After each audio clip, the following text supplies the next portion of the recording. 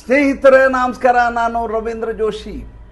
ಒಂದು ಅದ್ವಿತೀಯವಾದಂಥ ಸನ್ನಿವೇಶ, ಅಮೋಘವಾದಂಥ ಕಾರ್ಯಕ್ರಮ.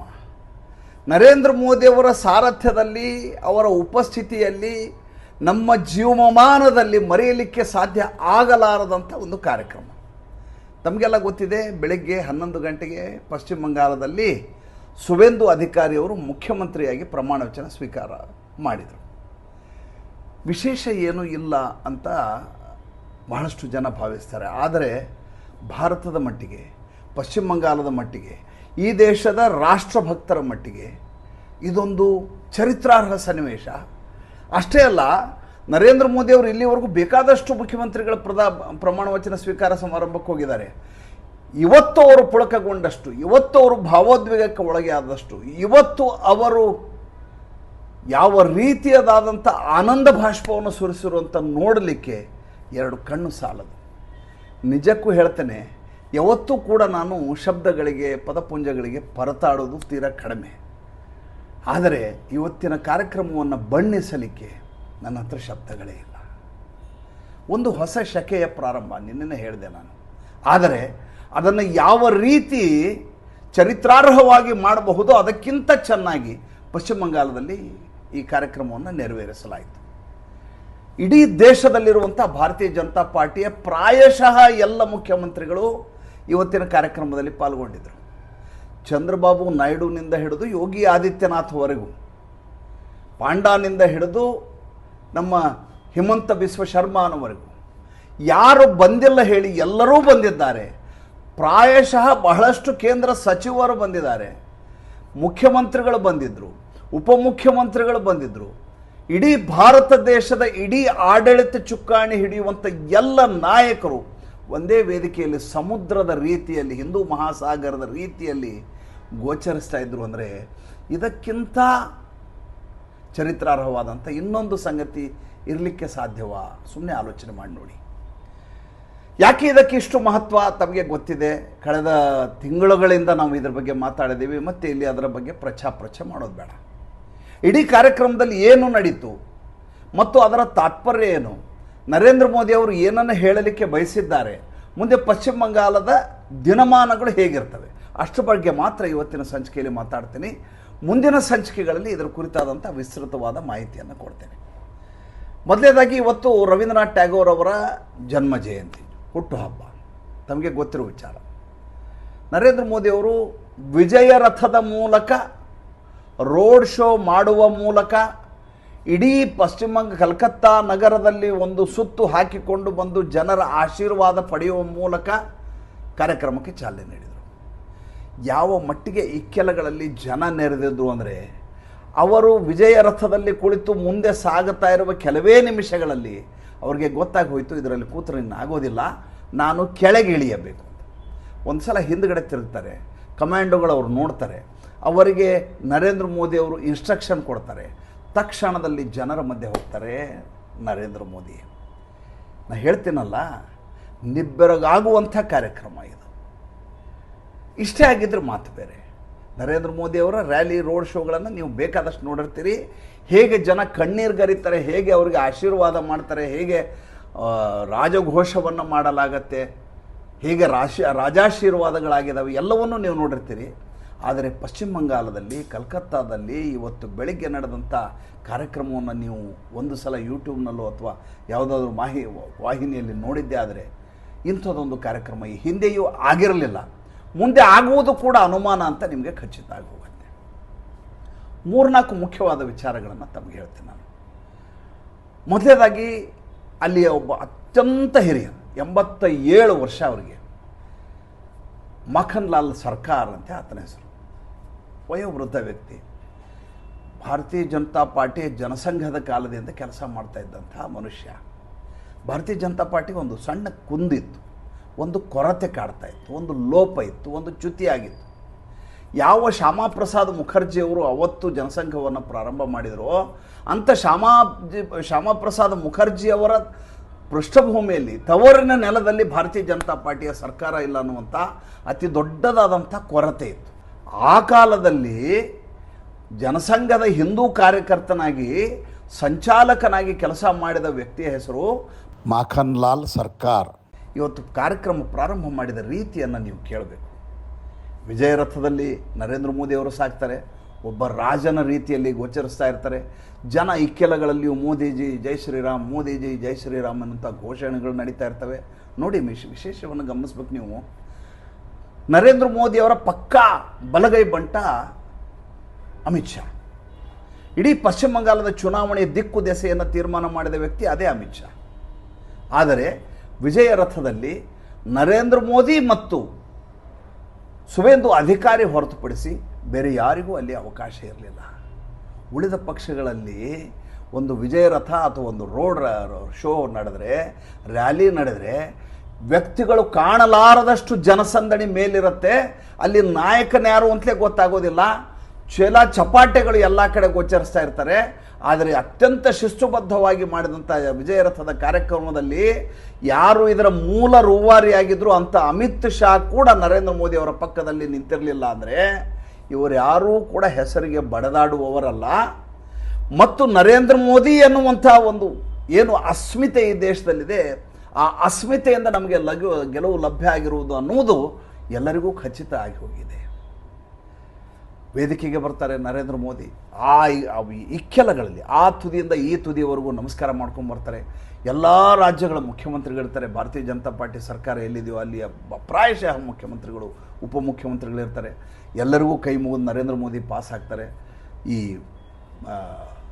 ರವೀಂದ್ರನಾಥ್ ಟ್ಯಾಗೋರ್ ಅವರ ಆಳೆ ಎತ್ತರದ ಸುಮಾರು 15 ಅಡಿ ಎತ್ತರದ ಒಂದು ಭಾಳ ಸುಂದರವಾದಂಥ ಒಂದು ಫೋಟೋಗೆ ಪುಷ್ಪಗುಚ್ಛವನ್ನು ಅರ್ಪಿಸ್ತಾರೆ. ಅದಾದ ಮೇಲೆ ಬಂದು ಮಾಖನ್ಲಾಲ್ ಅವರಿಗೆ ಶಾಲು ಹೊದಿಸಿ ಸನ್ಮಾನ ಮಾಡುವಾಗ ನರೇಂದ್ರ ಮೋದಿ ಕಣ್ಣಲ್ಲಿ ದಳದಳನೇ ನೀರು ಇಳಿಲಿಕ್ಕೆ ಶುರುವಾಗುತ್ತೆ ಸ್ವಾಮಿ. ಅವರಿಗೆ ತಡ್ಕೊಳ್ಳಿಕ್ಕಾಗೋದಿಲ್ಲ. ಮೊದಲು ಆ ಮಾಖನ್ಲಾಲ್ ಚಕ್ರವರ್ತಿ ಅವ್ರನ್ನ ತಬ್ಕೊಂಡು ಸ್ವಲ್ಪ ಹೊತ್ತು ಹಾಗೆಯೇ ಅಪ್ಪುಗೆಯಲ್ಲಿರ್ತಾರೆ. ಅದಾದ ಮೇಲೆ ಅದೇನು ಅನ್ನಿಸ್ತು ಏನೋ ನರೇಂದ್ರ ಮೋದಿ ಅವರಿಗೆ ತಕ್ಷಣ ಅವರು ಕಾಲನ್ನು ಹಿಡ್ಕೊಂಡ್ಬಿಡ್ತಾರೆ. ಯಾವ ವ್ಯಕ್ತಿಯ ನಿಜವಾದ ಪರಿಚಯ ಕೂಡ ಇಲ್ವೋ, ಯಾವ ವ್ಯಕ್ತಿಯ ಸಾಧನೆಯನ್ನು ಮಾತ್ರ ಕೇಳಿದ್ರು ನರೇಂದ್ರ ಮೋದಿ, ಅಂಥ ವ್ಯಕ್ತಿಯ ಪಾದಸ್ಪರ್ಶ ಮಾಡುವ ಮೂಲಕ ತಮ್ಮ ಹಿರಿಮೆಯನ್ನು ತೋರಿಸಿದ್ದು ನರೇಂದ್ರ ಮೋದಿ. ನನಗೆ ನಿಜಕ್ಕೂ ಆ ಕ್ಷಣ ಭಾಳ ದೊಡ್ಡ ಮಟ್ಟದ ಪುಳಕ. ಹಾಗೆ ಆತ ನಮಸ್ಕಾರ ಮಾಡಿ ಮೇಲೆ ಹೇಳುವಾಗ ಕಣ್ಣಲ್ಲಿ ನೀರುಗಳು ಗೋಚರಿಸ್ತಾ ಇದ್ದವು ನರೇಂದ್ರ ಮೋದಿ ಅವರಿಗೆ. ಅದಾದ ಮೇಲೆ ವೇದಿಕೆಯ ಬಳಿ ಬರ್ತಾರೆ ನರೇಂದ್ರ ಮೋದಿ. ನೋಡ್ತಾರೆ ಎದುರುಗಡೆ ಜನಪ್ರವಾಹ. ಜನ ಅವರ ಕಣ್ಣಳತೆ ಎಲ್ಲಿವರೆಗೂ ಸಾಗುತ್ತೋ ಅಲ್ಲಿವರೆಗೂ ಜನ ಇದ್ದಾರೆ, ಜಯಘೋಷಗಳಿದ್ದಾವೆ. ನೀವು ಯಾವ ನಾಯಕನಿಗೂ ಈ ರೀತಿಯ ಜಯಘೋಷಗಳನ್ನು ನಿಮ್ಮ ಇಡೀ ಜೀವನದಲ್ಲಿ ಕೇಳಿರಲಿಕ್ಕೆ ಸಾಧ್ಯವೇ ಇಲ್ಲ. ಆ ರೀತಿಯಾದಂಥ ಘೋಷ ಯಾವ ಸಿನಿಮಾ ನಟನಿಗೂ ಈ ರೀತಿಯಾದಂಥ ಇಮೇಜ್ ಇರಲಿಕ್ಕೆ ಸಾಧ್ಯ ಇಲ್ಲ. ಯಾವ ನಟನಿಗೂ ಕೂಡ, ಬಾಲಿವುಡ್ ಸ್ಟಾರ್ ಇರ್ಬೋದು, ಹಾಲಿವುಡ್ ಸ್ಟಾರ್ ಇರ್ಬೋದು, ಆತನಿಗೆ ಇಂಥದ್ದೊಂದು ಅಸ್ಮಿತೆ ಇಲ್ಲ, ಈ ರೀತಿಯಾದಂಥ ಪ್ರಭಾವಳಿ ಇಲ್ಲ, ಮತ್ತು ಈ ರೀತಿಯಾದಂಥ ಭಕ್ತಿ ಭಾವ ಇಲ್ಲ.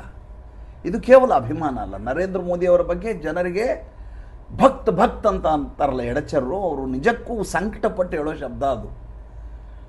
ಯಾಕೆಂದರೆ ಅವ್ರು ತುಂಬ ಚೆನ್ನಾಗಿ ಗೊತ್ತಿದೆ, ನರೇಂದ್ರ ಮೋದಿಯವರ ಹೆಸರಿನ ಬಗ್ಗೆ ಒಂದೇ ಒಂದು ಕೆಟ್ಟ ಶಬ್ದ ಮಾತಾಡಿದರೆ ಎದುರಿಗಿರೋ ವ್ಯಕ್ತಿ ಯಾವ ರೀತಿ ಮೈಮೇಲೆ ಎರಗಿ ಬೀಳ್ತಾನೆ ಅಂತ ಜನರಿಗೆ ಗೊತ್ತಿದೆ.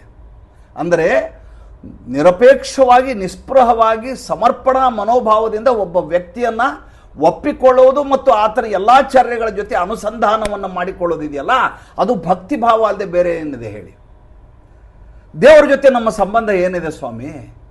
ದೇವ್ರ ಜೊತೆ ನಮಗೇನು ಅಭಿಮಾನ ಇರುತ್ತಾ? ದೇವ್ರ ಬಗ್ಗೆ ನಮ್ಗೆ ಅಪಾರವಾದ ನಂಬಿಕೆ, ವಿಶ್ವಾಸ, ಅಚಲ ನಂಬಿಕೆ ಹಂಗಿರುತ್ತಾ? ಇಲ್ಲ. ದೇವ್ರು ನಾವು ನಂಬಿದ್ರು ನಂಬದಿದ್ರು ಆತ ದೇವರೇ. ಹಾಗೆ ನರೇಂದ್ರ ಮೋದಿ ಅವ್ರ ಬಗ್ಗೆ ನಮ್ಗೆ ಅಚಲವಾದ ವಿಶ್ವಾಸ, ಅಚಲವಾದ ನಂಬಿಕೆ ಹಾಗಲ್ಲ. ಅವರ ಬಗ್ಗೆ ನಮಗಿರುವಂಥ ಸಮರ್ಪಣಾ ಮನೋಭಾವ. ಈ ವ್ಯಕ್ತಿ ಈ ದೇಶವನ್ನು ಕಾಪಾಡಲಿಕ್ಕೆ, ಹಿಂದೂಗಳನ್ನು ಕಾಪಾಡಲಿಕ್ಕೆ ಬಂದಿರುವಂಥ ಒಬ್ಬ, ಇನ್ನೇನಂತ ಹೇಳಿ, ಒಬ್ಬ ಮಹಾತ್ಮ ಅಂತ ಹೇಳಿದರೂ ಕೂಡ ಉತ್ಪ್ರೇಕ್ಷೆ ಆಗಲಾರದು. ನೋಡ್ತಾರೆ ಜನಪ್ರವಾಹ, ಇದ್ದಕ್ಕಿದ್ದ ಹಾಗೆ ಉದ್ದಂಡ ನಮಸ್ಕಾರ ಮಾಡಿಬಿಡ್ತಾರೆ ಜನರಿಗೆ. ನರೇಂದ್ರ ಮೋದಿ ಅವರಿಗೆ ಯಾವ ಮಟ್ಟಿನ ಪುಳಕಾಗಿರಬಹುದು, ಯಾವ ರೀತಿಯ ಭಾವೋದ್ವೇಗಕ್ಕೆ ಒಳಗಾಗಿರಬಹುದು, ಯಾವ ಸಾರ್ಥಕ್ಯ ಅವರನ್ನು ಆ ಕ್ಷಣದಲ್ಲಿ ಇನ್ನಿಲ್ಲದ ಹಾಗೆ ನಮಸ್ಕಾರ ಮಾಡುವ ಮಟ್ಟಿಗೆ, ನತಮಸ್ತಕನಾಗುವ ಮಟ್ಟಿಗೆ ಅವರನ್ನು ನಿಬ್ಬೆರಗುಗೊಳಿಸಿರಬಹುದು ಅನ್ನೋದನ್ನು ಸುಮ್ಮನೆ ಆಲೋಚನೆ ಮಾಡಿ. ಮೊದಲು ಕೈ ಎತ್ತಾರೆ, ಕೈ ಮುಗಿತಾರೆ, ಇದ್ದಕ್ಕಿದ್ದ ಹಾಗೆ ವೇದಿಕೆಯ ಮೇಲೆ ಜನರಿಗೆ ನಮಸ್ಕಾರ ಮಾಡಿಬಿಡ್ತಾರೆ. ನರೇಂದ್ರ ಮೋದಿಯವರ ಸಹಸ್ರ ಕಾರ್ಯಕ್ರಮಗಳನ್ನು ನಾನು ನೋಡಿದ್ದೇನೆ. ಸ್ವತಃ ಎದುರುಗಡೆ ಅವ್ರು ನೋಡುವಂಥ ಭಾಗ್ಯ ಕೂಡ ಲಭ್ಯ ಆಗಿದೆ ನನಗೆ. ಆದರೆ ನರೇಂದ್ರ ಮೋದಿ, ಇವತ್ತು ಕಂಡ ನರೇಂದ್ರ ಮೋದಿಯೇ ನನಗೆ ಸಂಪೂರ್ಣವಾಗಿ ಭಿನ್ನವಾದಂಥ ನರೇಂದ್ರ ಮೋದಿಯವರ ಜೀವನದ ಅತ್ಯಂತ ಮಹತ್ವದ ಕ್ಷಣ ಅಂತ ಯಾವುದಾದ್ರೂ ನೀವು ಇತಿಹಾಸದ ಪುಟದಲ್ಲಿ ಅವರಿಂದ ಬರೆಸಿದರೆ ಅಥವಾ ಯಾರಾದರೂ ಬರೆದರೆ ಅದು ಪಶ್ಚಿಮ ಬಂಗಾಳದಲ್ಲಿ ಬದಲಾದಂಥ ಮನ್ವಂತರದ ಪರ್ವ ಅಂತ ಇವತ್ತಿನ ದಿನವನ್ನು ನೀವು ದಾಖಲಿಸಬೇಕಾಗತ್ತೆ. ನೋಡಿ, ಸುವೇಂದು ಅಧಿಕಾರಿ ಪ್ರಮಾಣ ವಚನ ಸ್ವೀಕಾರ, RN ರವಿ ರಾಜ್ಯಪಾಲರು ಪ್ರಮಾಣ ವಚನ ಬೋಧಿಸಿದರು. ಜೊತೆಗೆ 5 ಜನರನ್ನು ಸಚಿವರನ್ನಾಗಿ ಅದೇ ಸಂದರ್ಭದಲ್ಲಿ ತೆಗೆದುಕೊಳ್ಳಲಾಯಿತು. ಅವ್ರಿಗೂ ಕೂಡ ಪ್ರಮಾಣ ವಚನವನ್ನು ಬೋಧಿಸಲಾಯಿತು. ಆಯ್ಕೆ ಮಾಡೋದಿದೆಯಲ್ಲ, ಆಯ್ಕೆ ಹೇಗಿರಬೇಕು ಅನ್ನೋದಕ್ಕೆ ನೀವು ಆ 5 ಜನರ ಪಟ್ಟಿಯನ್ನು, ಒಬ್ಬ ದಿಲೀಪ್ ಘೋಷ್ ಆಗಿರಬಹುದು, ಯಾರೇ ಆಗಲಿ 5 ಜನ ಇದ್ದಾರಲ್ಲ, ಒಬ್ಬರು ಬರ್ತಾರೆ ಮತುವಾ ಸಮುದಾಯದಿಂದ ಬಂದಂಥ ವ್ಯಕ್ತಿ, ಮತ್ತೊಬ್ಬರು ಬರ್ತಾರೆ ಆದಿವಾಸಿ ಜನಾಂಗದಿಂದ ಬಂದ ವ್ಯಕ್ತಿ, ಒಬ್ಬ ಮಹಿಳೆ. ಆಯ್ಕೆ ಇದೆಯಲ್ಲ, ಆ ಆಯ್ಕೆಯಲ್ಲೇ ಈತ ಹೇಗೆ ಸಮಾಜದ ಎಲ್ಲ ವರ್ಗದವ್ರನ್ನ ತಲುಪಬೇಕು ಅನ್ನುವಂಥ ನರೇಂದ್ರ ಮೋದಿಯವರ ಉತ್ಸುಕತೆ, ಅವರೊಳಗಿರುವಂಥ ಆ ಭಾವ, ಅದು ಅವರ ಕಾರ್ಯಶೈಲಿಯಲ್ಲಿ ಕಾಣಿಸ್ತದೆ. ಅದ್ಭುತವಾದ ಕಾರ್ಯಕ್ರಮ ನಡೀತು. ನರೇಂದ್ರ ಮೋದಿಯವರು ಇನ್ನಿಲ್ಲದ ಹಾಗೆ ಪುಳಕಗೊಂಡಿದ್ರು, ಈಗಾಗಲೇ ಹೇಳಿದ್ದೀನಿ. ಅದಾದ ಮೇಲೆ ವಿಶೇಷವಾದ ಕ್ಯಾಬಿನೆಟ್ ಸಭೆ ನಡೀತು. ಅದು ಬಹಳ ಮುಖ್ಯವಾದಂಥ ವಿಚಾರ.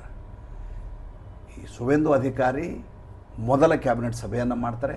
ಸಭೆಯಲ್ಲಿ 5 ತೀರ್ಮಾನಗಳನ್ನು ತೆಗೆದುಕೊಳ್ಳಲಾಗತ್ತೆ, ಬಹಳ ಮುಖ್ಯವಾದಂಥ ತೀರ್ಮಾನಗಳು. ಭಾಳ ಕ್ಲುಪ್ತವಾಗಿ ಇದನ್ನು ಹೇಳಿಬಿಡ್ತೀನಿ. ನಾಳೆಯ ಸಂಚಿಕೆಯಲ್ಲಿ ಬೇರೆ ಎಲ್ಲ ವಿಷಯಗಳನ್ನು ಮಾತಾಡೋಣ, ಹೇಗಾಯಿತು ಏನು, ಅದ್ರ ಬಗ್ಗೆ ವಿಶೇಷ ಇನ್ನೊಂದು ಸಂಚಿಕೆಯನ್ನು ಮಾಡ್ತೀನಿ. ಯಾವ ಆಯುಷ್ಮಾನ್ ಯೋಜನೆಯನ್ನು ಪಶ್ಚಿಮ ಬಂಗಾಳದಲ್ಲಿ ಅನುಷ್ಠಾನಕ್ಕೆ ತಂದಿರಲಿಲ್ಲವೋ ಅದಕ್ಕೆ ಗಡುವನ್ನು ವಿಧಿಸಿ ತಕ್ಷಣದಲ್ಲಿ ಕಾರ್ಯ ರೂಪಕ್ಕೆ ತರಬೇಕು ಅಂತ ಹೊಸ ಸರ್ಕಾರ ತೀರ್ಮಾನ ಮಾಡುತ್ತೆ, ಚುನಾಯಿತ ಸರ್ಕಾರ.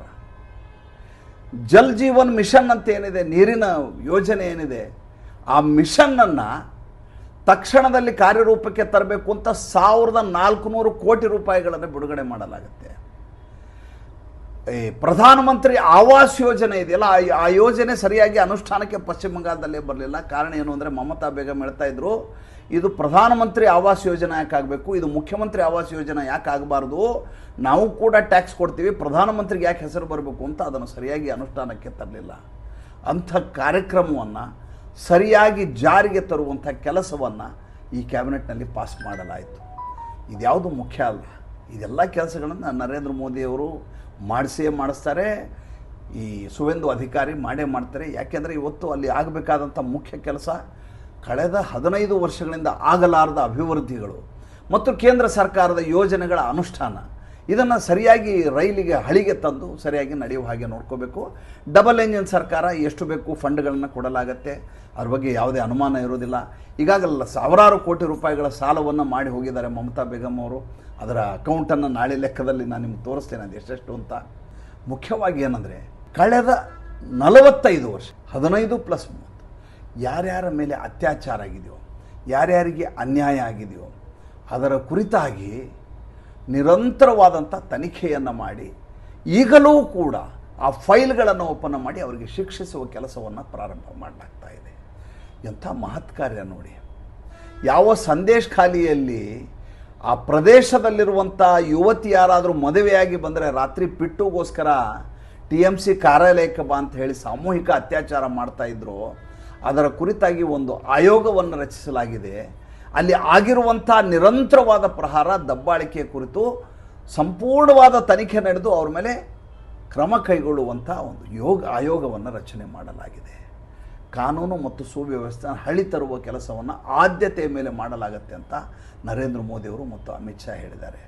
ಬಹಳ ಮುಖ್ಯವಾಗಿ ಯಾವ ಸರಹದ್ದಿನಲ್ಲಿ ಫೆನ್ಸ್ ಹಾಕಲಿಕ್ಕೆ ಜಾಗ ಕೊಟ್ಟಿರಲಿಲ್ವ ಮಮತಾ ಬೇಗಂ ಅವರು, ಆ ಫೆನ್ಸ್ಗೆ ಜಾಗವನ್ನು ಸರ್ಕಾರ ಬಿಡುಗಡೆಯನ್ನು ಮಾಡಿದೆ. ಒಂದು ಸರ್ಕಾರ ನಿಸ್ಪೃಹವಾಗಿ ಜನಕ್ಕೋಸ್ಕರ ಕೆಲಸ ಮಾಡಬೇಕು ಅಂತ ತೀರ್ಮಾನ ಮಾಡಿದರೆ ಆ ಸರ್ಕಾರ ಹೇಗಿರುತ್ತೆ ಅಂತ ನೀವು ನೋಡಬೇಕು ಅಂದರೆ ಖಂಡಿತವಾಗಿ ಪಶ್ಚಿಮ ಬಂಗಾಳದ ಯೋಜನೆಗಳನ್ನು ನಾಳೆಯಿಂದ ನೀವು ಗಮನಿಸಬೇಕು. ಅದ್ರ ಬಗ್ಗೆ ಬಹಳಷ್ಟು ಮಾಹಿತಿಗಳಿದ್ದಾವೆ. ಮುಂದಿನ ಸಂಚಿಕೆಯಲ್ಲಿ ಅದ್ರ ಬಗ್ಗೆ ಮಾತಾಡ್ತೀನಿ.